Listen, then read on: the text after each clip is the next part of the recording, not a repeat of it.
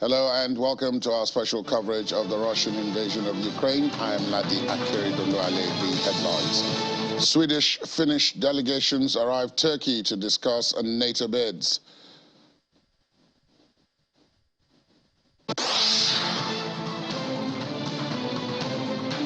Ukrainian President Zelensky says situation in Donbass extremely difficult as shelling kills 6 in Severodonetsk and injures 8.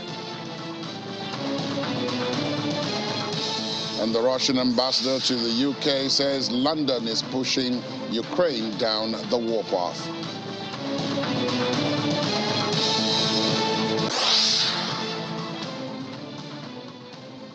A Swedish delegation, including State Secretary with responsibility for foreign affairs, Oskar Stenström, has arrived in the Turkish capital, Ankara.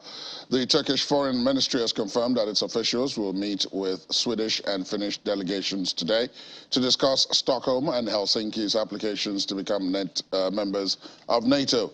Turkish President Recep Tayyip Erdogan, who has objected to Sweden and Finland joining NATO, held phone calls with the leaders of the two Nordic countries last week to discuss his concerns. And as you've just heard, a delegation from neighboring Finland has also arrived in Ankara to try to resolve Turkish opposition to its application for membership of the NATO military alliance. Ankara's objections have put the brakes on what Sweden and Finland had hoped would be a quick accession process as the two countries look to shore up their security following Russia's invasion of Ukraine. And NATO's Secretary General Jens Stoltenberg said Turkey is, quote, key to the alliance as the country continues its objections to Finland and Sweden's applications for membership. Mr. Stoltenberg's comments come during the World Economic Forum panel discussion on Europe's security in the wake of the war in Ukraine. He said part of the solution is to recognize that despite the fact that there are different views within NATO and among NATO allies on issues related to Turkey, they all recognize that Turkey is an important ally. Mr. Stoltenberg also called on Russian President Vladimir Putin to lift the blockade of Odessa and all the Ukrainian ports to allow grain to be exported out of Ukraine. Ukrainian President Volodymyr Zelensky has called the situation unfolding in the eastern Donbass region extremely difficult and argued that the regular supply of weapons to Ukraine was the best strategy to maintain global security. Speaking during his nightly address, Mr. Zelensky said, quote, the full strength of the Russian army was thrown in Donbass to attack. His comments come as Ukrainian defense officials warn Russia's war in eastern Ukraine is now in its most intense stages and could potentially determine the fate of the embattled country. Russian forces waged an all-out assault on Tuesday to encircle Ukrainian troops in twin eastern cities straddling a river, a battle that could determine the success or failure of Moscow's main campaign in the industrial heartland of Donbass. Russia is attempting to seize the separatist-claimed Donbass two provinces, Donetsk and Luhansk, and trap Ukrainian forces in a pocket on the main eastern front.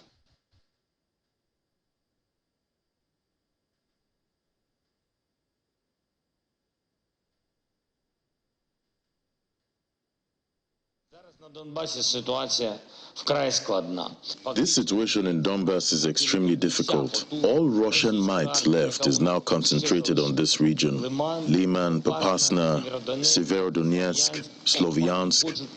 The occupiers want to destroy everything there.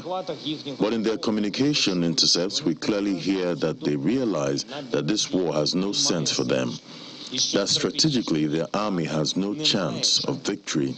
Yet it requires time and a lot of unprecedented effort from our people to overcome their advantage in the amount of military equipment and armaments. Today, another completely unreal statement came from Russia, whereby they are slowing down their offensive on purpose.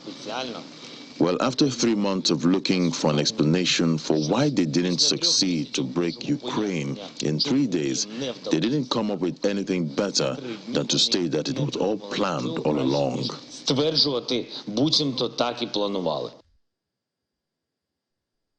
Let's speak now to Dennis Raver. He is a researcher at the Institute for Security Studies in Pretoria, South Africa. He joins us virtually. Good morning to you, Mr. Raver. Thank you for your time. Good morning. Let me begin from something that I'm a bit confused about. Russia is under Western sanctions, which are affecting its economy, but yet Mr. Stoltenberg, as we've just reported, of NATO, is asking that Russia should lift the embargo on Ukraine's ports to allow the export of grain. Is that something that you think could actually happen? Well, this is an interesting question, and I think it's a very interesting game that is being played right now. You see, it has been a strategy of Russia for a while to sort of create artificial crises and then insert itself into this crisis to be seen as to be providing a solution. The grain crisis, the food crisis that is unfolding right now in the eastern Ukraine is entirely artificial. So although the ports, the important ports in the east, the ports of Berdyansk and Mariupol are currently under Russian control, the port of Odessa is not. And the port of Odessa is one of the main ports for export of grain. And so it's being blockaded by Russian forces. The notion is then that Russia is trying to create this crisis situation to force, essentially to force Ukraine to sit at the negotiation table and to force other countries to influence Ukraine due to the unfolding crisis. However, this strategy may backfire because the strategy is based on the idea that the Western countries will feel pressured and then would pressure Ukraine in turn.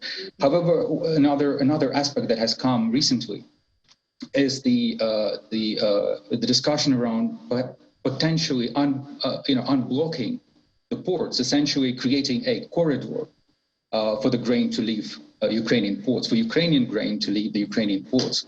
And so if that is to happen, it is hard to say whether Russia would be ready to actually increase the hostilities in the region and actually confront an international flotilla or NATO forces at sea that are trying to deblocate this area.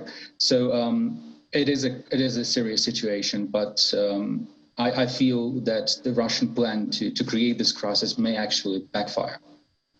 Let's discuss NATO a little bit, shall we? Because that is also the other leg of what's happening with this war in Ukraine. Finland and Sweden are trying to join NATO, but it requires the unanimity of all the current members for any new members to join, because the key plank of it, of course, is that if one is attacked, everybody else comes to its aid. But Turkey is opposed to this, and two delegations, as we've just reported, are in the Turkish capital to discuss this. But last week we reported that the Turkish president had said he didn't want to see them anyway and that they shouldn't waste their time. So what has changed from last week to now that makes these delegations believe that anything different is going to happen? Well, again, it's very interesting because prior to that, we heard from the president of Finland that he had a discussion with Erdogan, the president of Turkey, and that Erdogan supported Finland's bid to become a member of NATO. And then the position changed. So we need to remember that Erdogan is a very savvy politician. He's very good at putting Turkish interests first.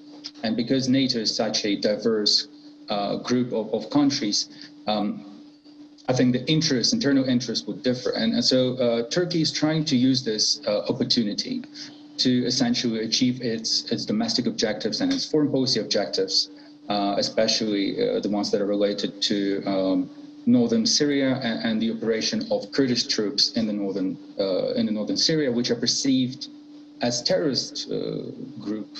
As a terrorist group by Turkey, but are not perceived as such by Finland and Sweden and other NATO member states. So it's obvious that some sort of an agreement will come out. So the whole purpose of this is to arrive at some sort of an agreement that would benefit Turkey. So in exchange of Turkey allowing for both countries to proceed with the application.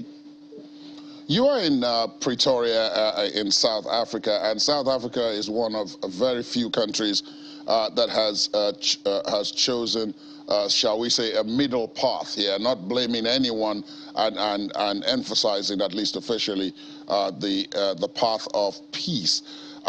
Being there and being on the ground there, do you see this as a path that possibly is viable and that others should follow, especially given the fact that militarily the situation seems to be approaching a stalemate now, and that so diplomacy and the battle for peace seems to be the way to go?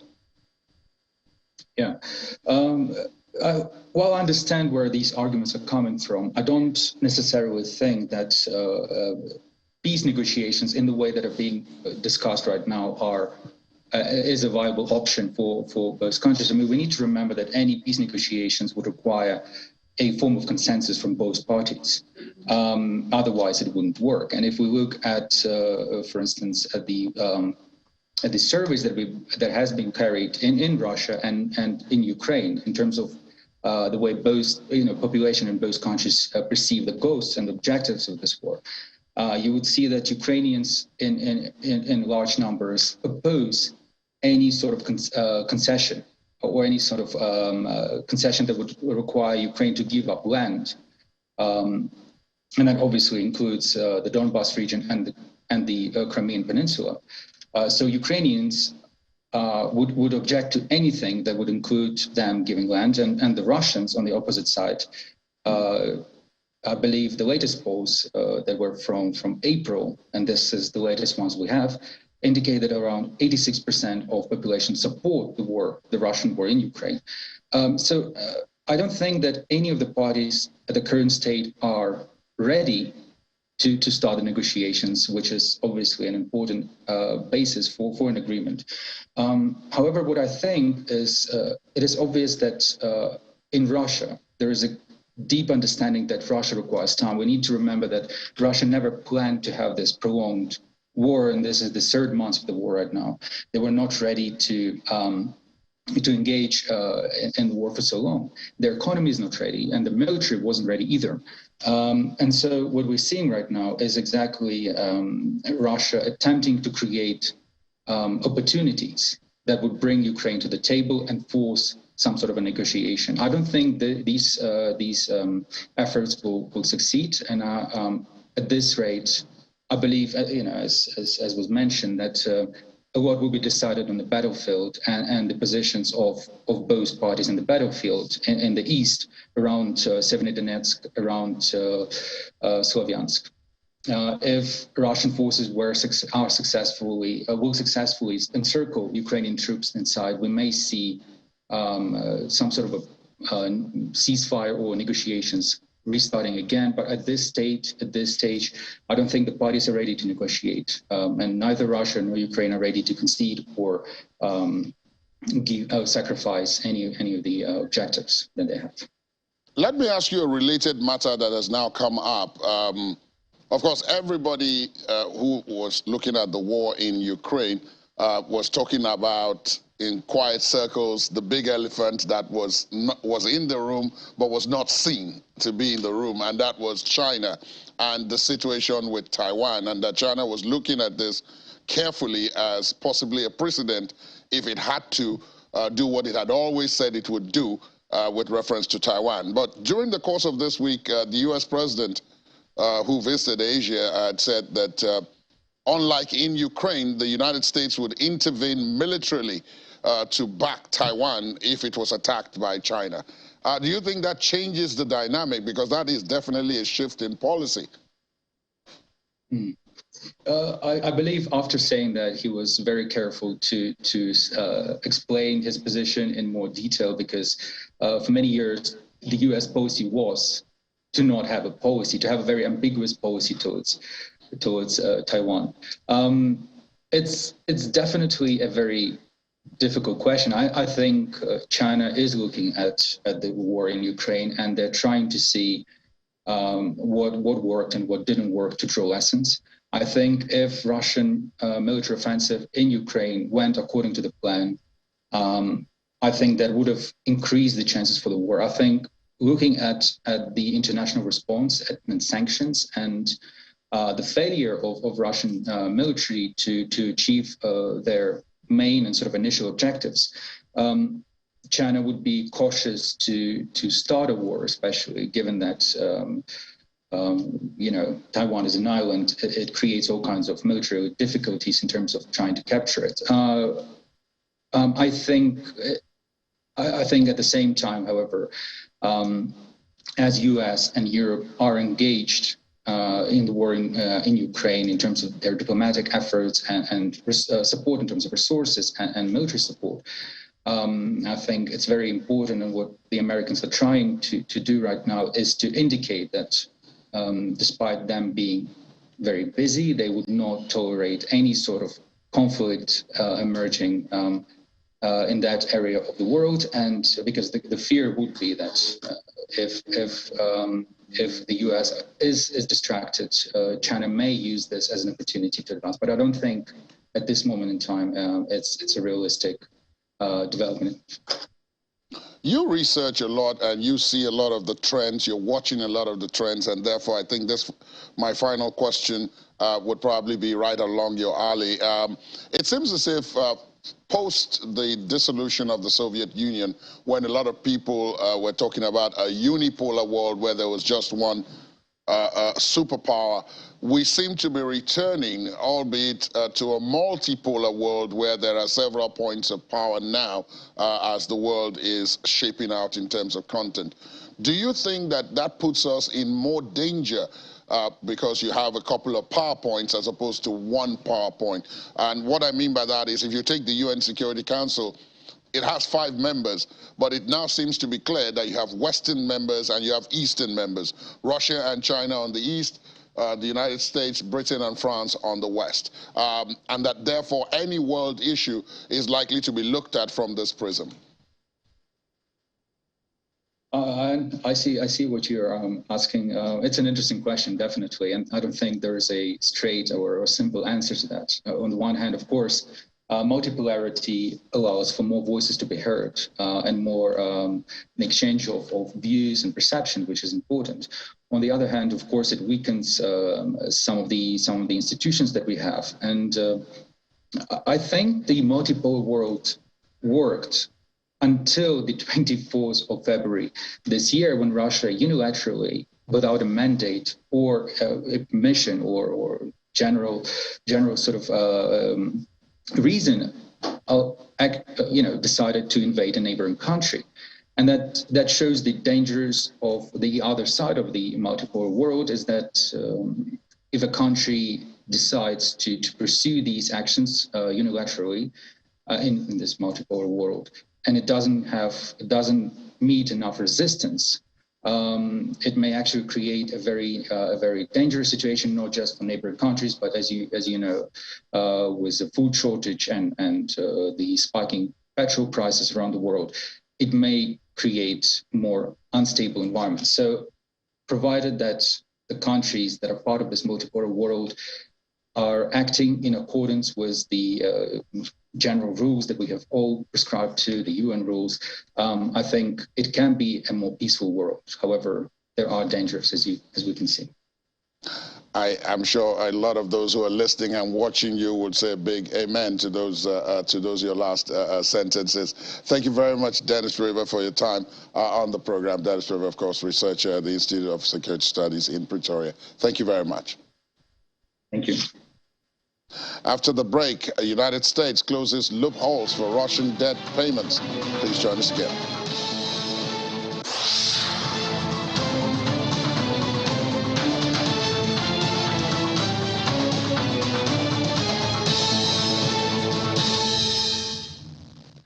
Thanks for staying tuned. Welcome back. We are learning that Russian forces have continued to encircle key Russian cities. The governor of the Luhansk region says the Russians are approaching their positions from all sides. Sergei Hardai wrote on social media that the shelling was, quote, increasing more and more. The Zaporizhzhia military administration has also confirmed that one person was killed in a morning attack, a missile attack, and that 3 others were injured. The administration says preliminary information suggests around 62 homes had also been damaged. In a separate statement, Valentin Reshnichenko, head of the Dnipropetrovsk regional military administration, says there had been constant air raid alarms overnight. Russian ambassador to the UK, Andrei Kelin, has said that London is continuing to push Kyiv, quote, down the warpath by providing military support and arms deliveries to Ukraine. The ambassador, speaking in an interview in London, said that the capital had been driving Kyiv down the warpath with all its might, and that this is important and has not allowed it to turn away, voicing new initiatives. Mr. Reshnichenko added that British Prime Minister Boris Johnson speaks with Ukrainian President Volodymyr Zelensky every other day and apparently does not let him turn off the spark. Meanwhile, London is also trying to, quote, isolate Russian diplomats to make it more difficult for them to communicate Moscow's position. Mr. Kelly added that this is particularly so in the case of the military conflict in Ukraine. Since the beginning of the Russian military offensive in Ukraine, Britain has been one of Moscow's harshest critics and one of the main supporters of Kyiv. London is also one of the key arms suppliers for Ukraine, having provided more than $3 billion in aid, much of which came in the form of weapons and other military hardware. U.S. Treasury Secretary Janet Yellen called for U.S. allies to step up financial support for Ukraine, saying that funds announced so far would not be sufficient for the country's short-term needs as it battles a Russian invasion.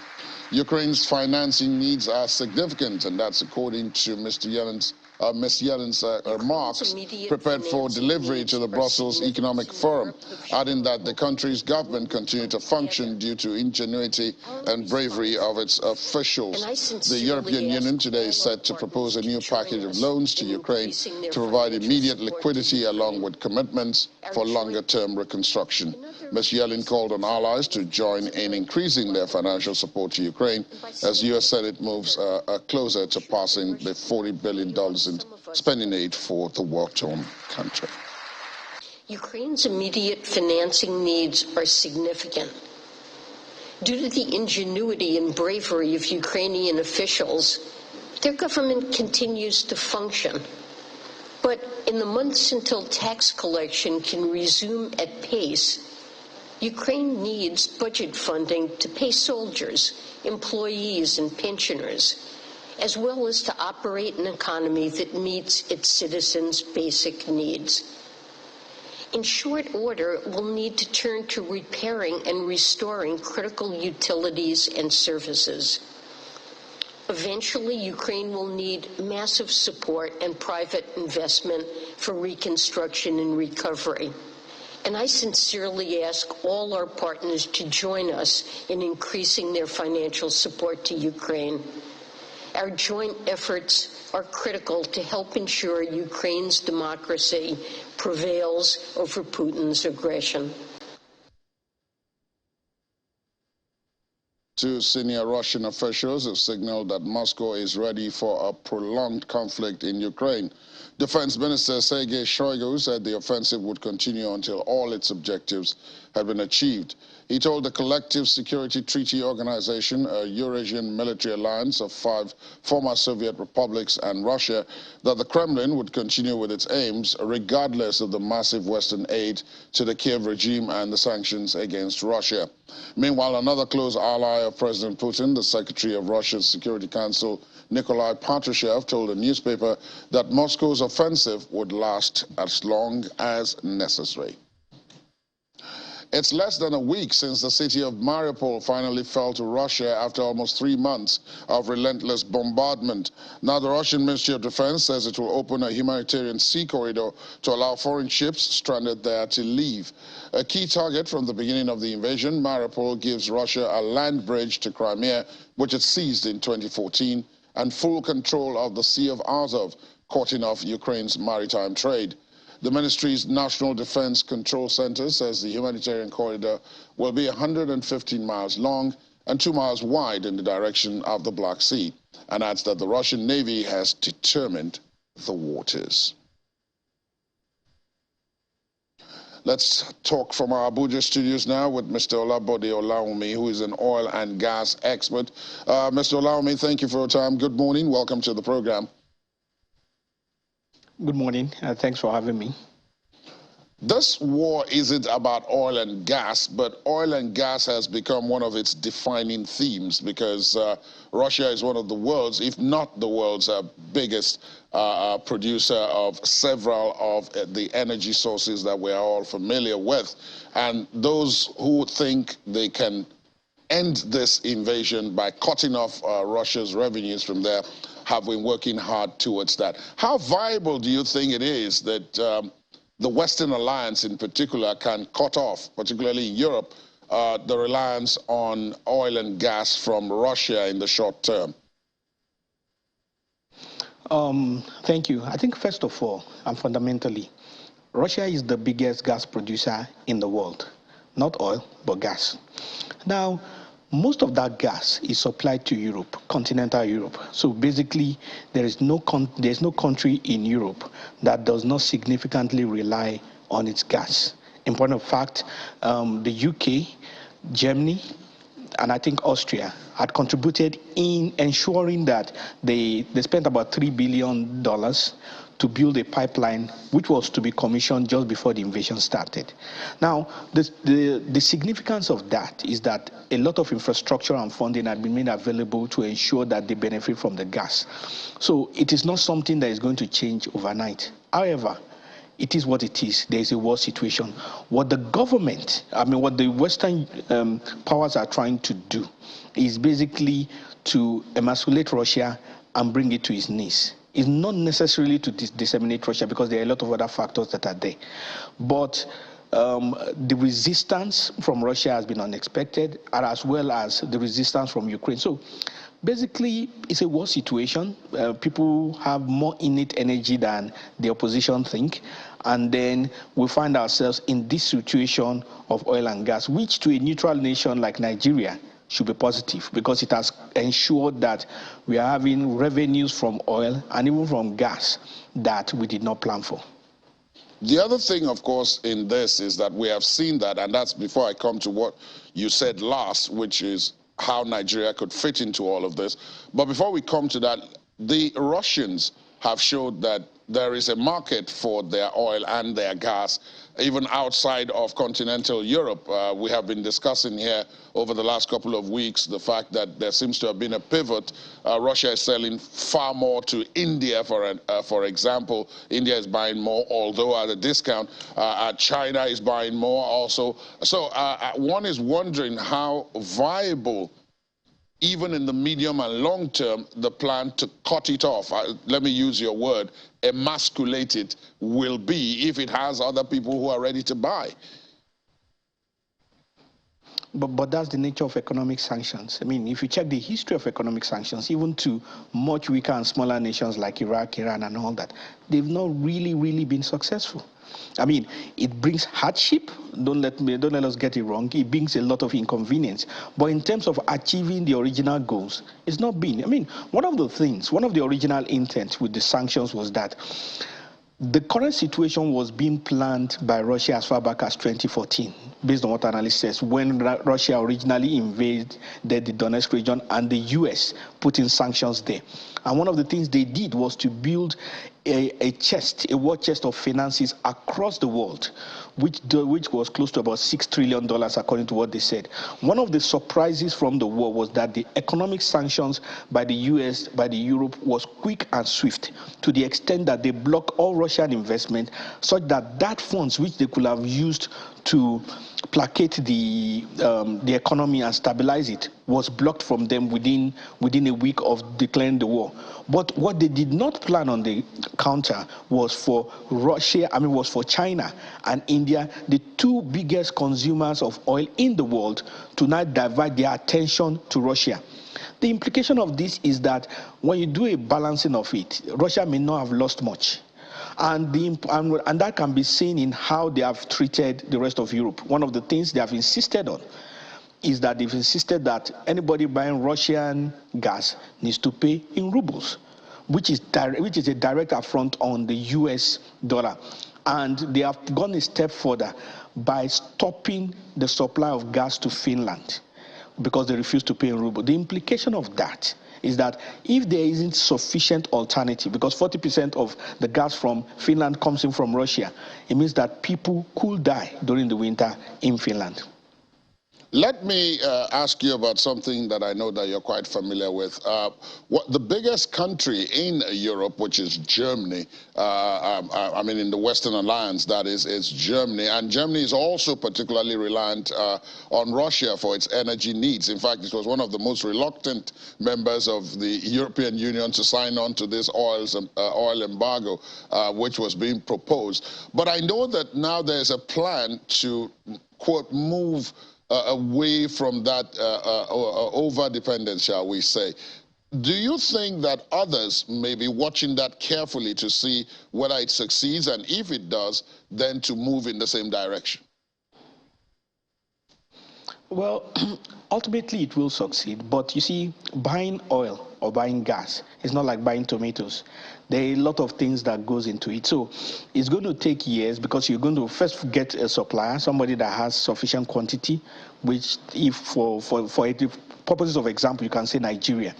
But you see, it's one thing that we have gas. It's another thing that you have sufficient gas that can be processed or that is already processed and that can be transported. So for example, if we were to replace Russia to Germany, that means the Trans-Saharan pipeline need to be built. It also means that we need to develop a couple of gas wells that will produce sufficient gas. Yes, we do have gas, but the gas that we have is not in the state that it's going to be used. So it's a case of like having rivers of water, but not available to drink. So there's water everywhere, but none for drinking. So we have the gas. We also need to build processing plants. After we have done the processing plants, we need to build the pipeline infrastructure. Those are things that already exist in the case of Russia. So for whoever they're going to use to replace that, they're going to get a nation that has sufficient gas. They're going to have the required infrastructure to do it. I mean, the US has gas. They have enough processed gas, but they do not have the infrastructure to transport it from the US to Europe. And that's why they are using LNG vessels, which are ships. And that can only do so much. So it's not like they are supplying one country. They're talking about continental Europe. And trust me, if they push this to winter, the discussions are going to change drastically. Let's bring in Nigeria, shall we? Because you referenced Nigeria a little bit there. And I mean, nobody will want to publicly admit that you benefit or you profit from a situation of suffering of others. But I mean, to plug the gap in terms of supplies for oil and gas should have come naturally to a country like Nigeria. But we're not able to take advantage of that, are we? Well, let's just put it this way. First of all, traditionally, Europe has not been our focus, primarily because they've also not shown significant interest. Most of our gas goes to the Far East, so we're talking about Japan, we're talking about Korea, and with those countries, in a number of them, we have 30-year deals, so that which had been signed in on at the point of commencement. So what we are having is a turnaround.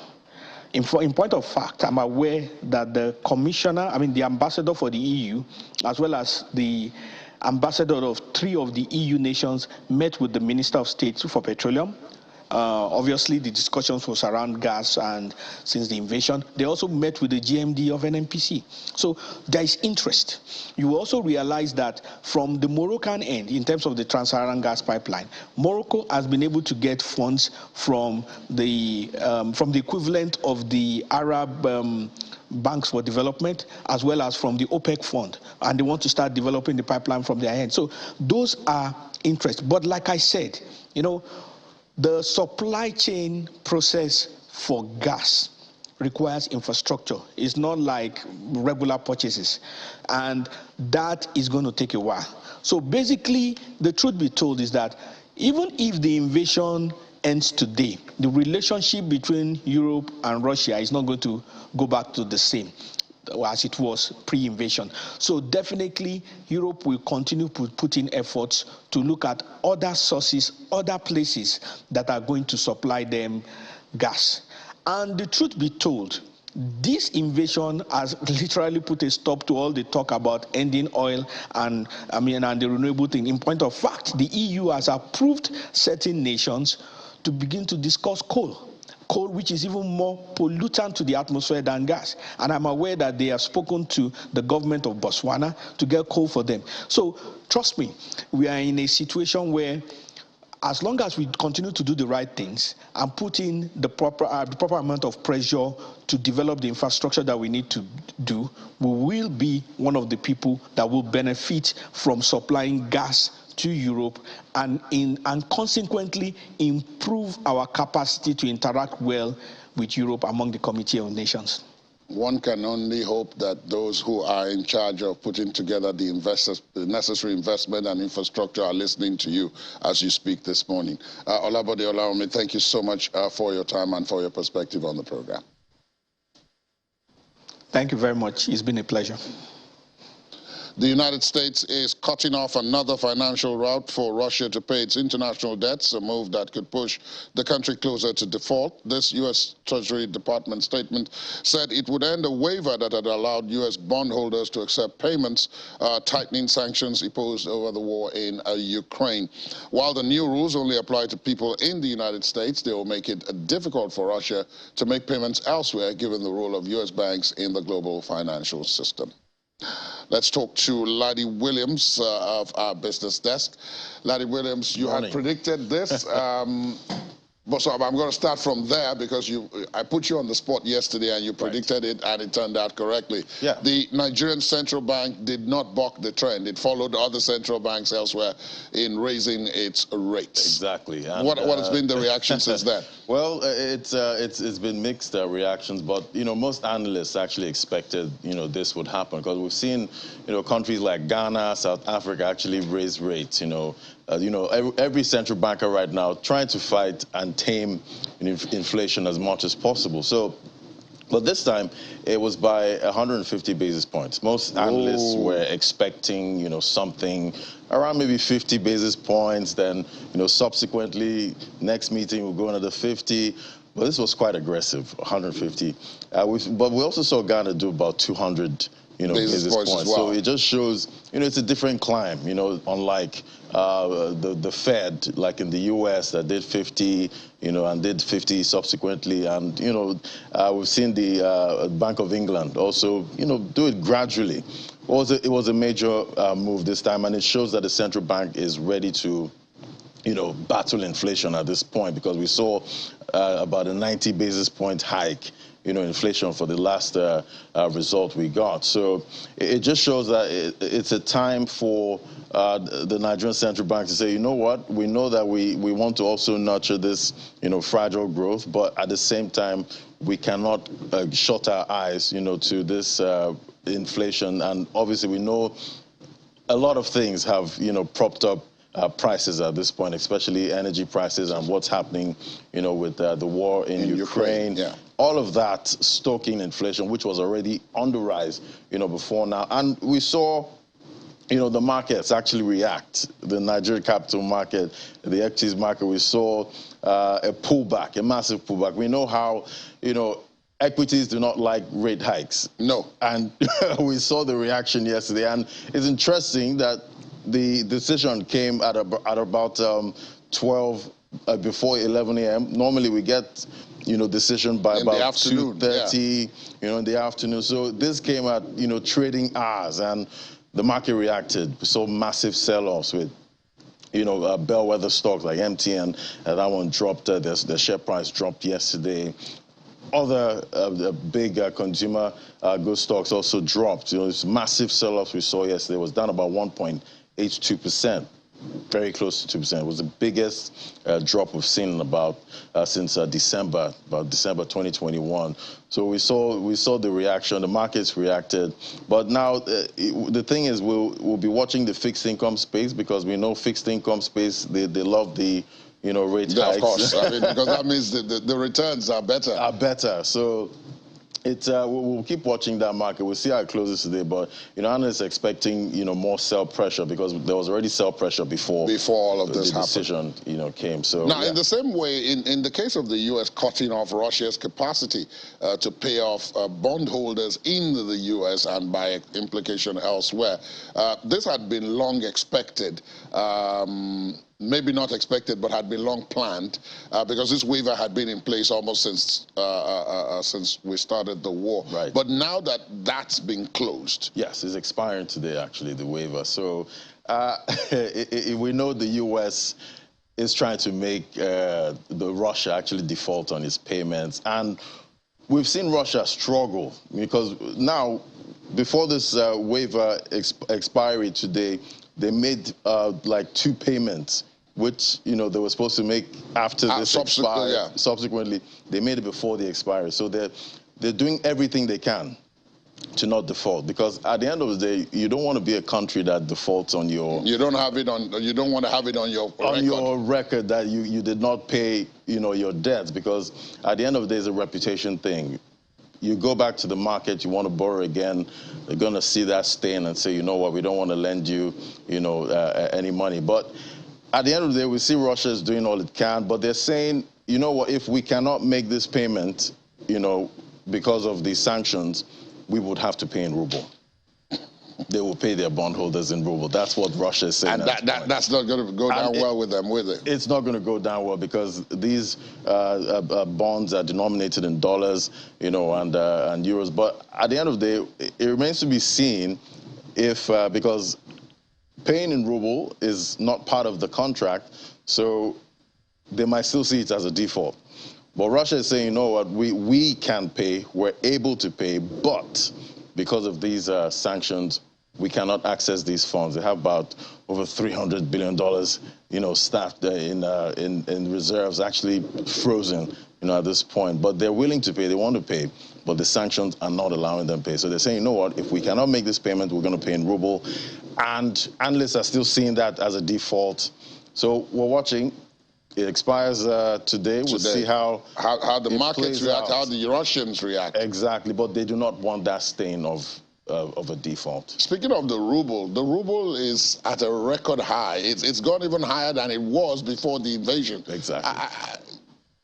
I don't understand. Maybe you do. The capital controls, they put in place have, helped, keep the ruble, because we saw how the ruble dropped about 160. Yeah, at the start, the first week, the second week of the invasion. It dropped to record levels not seen in a while. But, we've seen the Russian central bank actually make some, big moves. Immediately that happened, they, reduced the amount citizens could send out, because obviously citizens were trying to send out money in record amounts, and obviously that would destabilize the financial system. They also, said, exporters, you would have to convert your proceeds, 80% of that into ruble.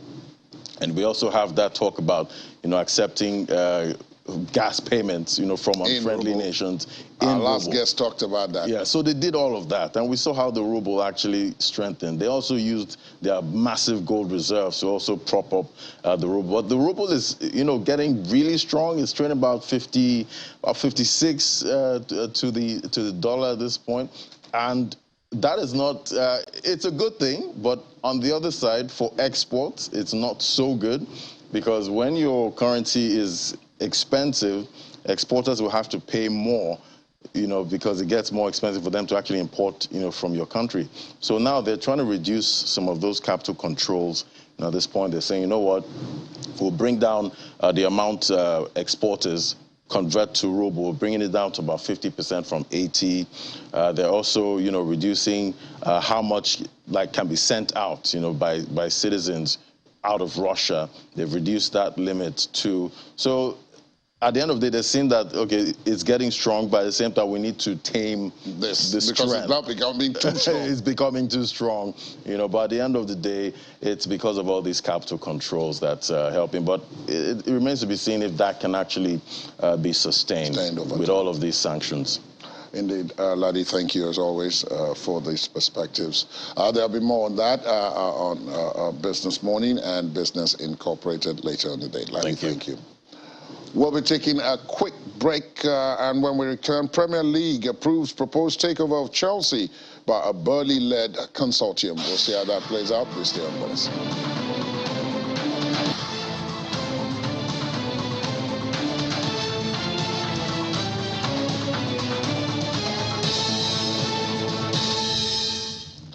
Thanks for staying tuned. In the sporting world, the United Kingdom government has approved the £4.25 billion takeover of Chelsea Football Club by a consortium led by Los Angeles Dodgers co-owner Todd Boehly. The London club was put up for sale in March before owner Roman Abramovich was sanctioned over his links to Russian President Vladimir Putin. Chelsea have been operating under a special government license which expires on May the 31st. This means that the consortium has passed the Premier League owners and directors tests, paving the way for its takeover.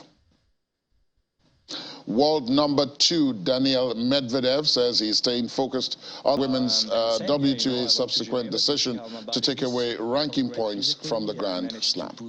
Really strong practice.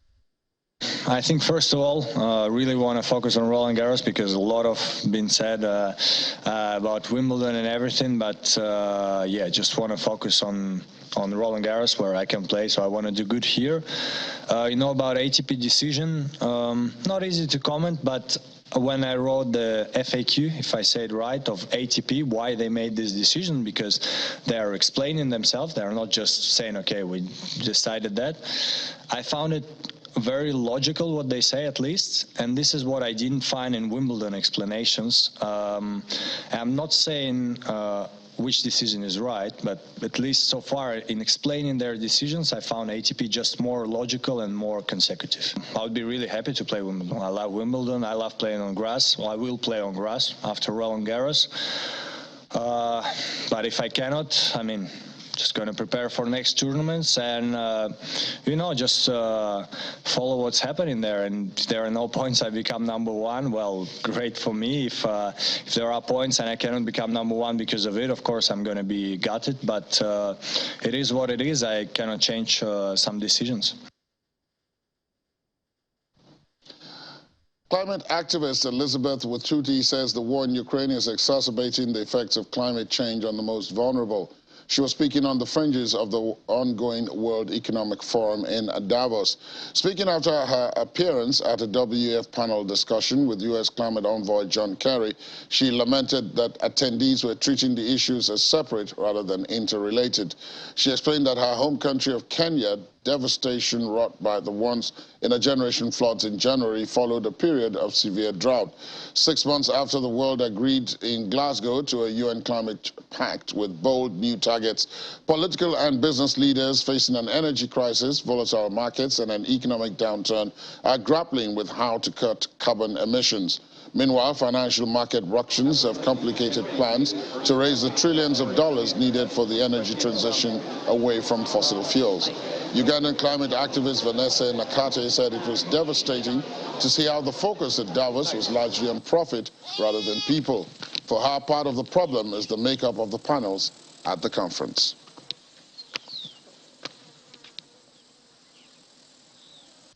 Exactly 3 months after Russia invaded Ukraine, Kharkiv's metro system is expected to rumble back to life. Thousands of residents in Ukraine's second-largest city had sought shelter in the underground network during months of relentless bombardment, sleeping on station platforms or inside train carriages. Among them is Natalia Lepanska, who says she has been living in a train carriage with her son since March the 3rd. But now the city's mayor has asked residents sheltering in carriages to return home or to move on to the station platforms so the trains can start running again. Natalia says it still isn't safe to leave because there's still shelling and the rocket attacks haven't been called off. The metro's reopening is a symbol of Ukraine's biggest military success over the past few weeks, pushing Russian forces largely out of artillery range of Kharkiv, as they did from the capital, Kyiv, in March. And finally, in the village of Stoyanka, a few kilometers away from the city borders of Kyiv, the war is ever present for two friends, 12-year-old Andrei and 6-year-old Valentin. Like many in their village, Andrei and Valentin, along with their families, hid in bunkers as Ukrainian forces defended Stoica against Russian tanks and heavy artillery. This lasted for weeks until the Russians finally pulled out at the end of March. As families and neighbors begin the task of rebuilding their homes and the city, the two boys are setting their sights on one day defending their country. Andrei says Putin and his little soldiers should never set their foot in here again. Our Ukrainians already demolished them. Together with Valentin, the two neighbors dug up their own trench, deployed their wooden mortar launchers, and stand guard at the pretend tower ready to protect their village. Now that the Russians have left, the two boys know what they want to be when they grow up. We want to become soldiers when we grow up. We'll become army men, says Valentin, who said he saw Russian soldiers while the village was on the siege. The highway that cuts through their village was reopened in April and ensured a safe passage for those living in the capital. And as cars heading to Kyiv drive past, Valentin and Andrei are there, proudly waving at everyone from their pretend defensive positions.